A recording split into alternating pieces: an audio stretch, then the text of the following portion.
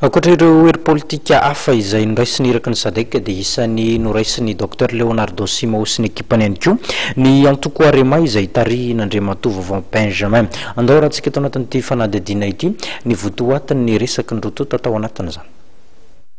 Zavatra telo ny resahanay atao satria zareo nanontany hoe inona ny fomba hitanareo amin'ny lafiny voalohany mampandeha sy ny faharoa tsy mampandeha le feuille de route izay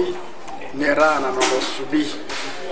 amin'ny lafiny voalohany aloha resaka fifidianana mizotra ho zahay ny fandrindrana ny fifidianana fa mbola mavesatra satria endrika le tatitra ataon'ny membre-ny CNIT fa mbola misy any ho any amin'ny 800 000 personnes tsy manana carte d'identité nationale ary zay mbola voanampin'ny région Antsirabe vakinankaratra voaingana hoe mbola misy 15 000 électeurs ko amin'ny région vakinankaratra tsy manana carte d'identité nationale ka io zay somary nanomezanay tsy mikely ihany zareo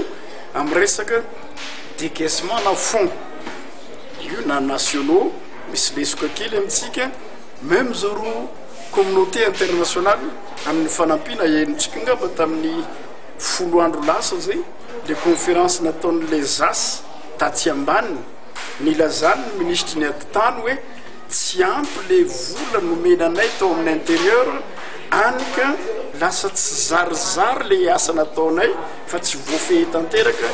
ny zavatra tokony fehezina andrindrana tsaka ny siandavana le fifidianana vola raha iny tamin'ny faharoa nilazanay hoe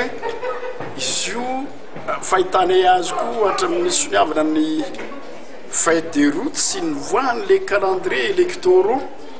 de tsy mba mipetraka firy le fitaizana le mpifidy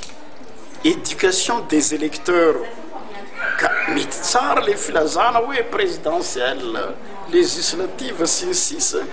fa raha izy io hitatra tamin'ny voalohany fa ohatra ny délaissé loatra le côté ny éducation ny électeur tokony natombo koa zao io hatramin'ny fifidianana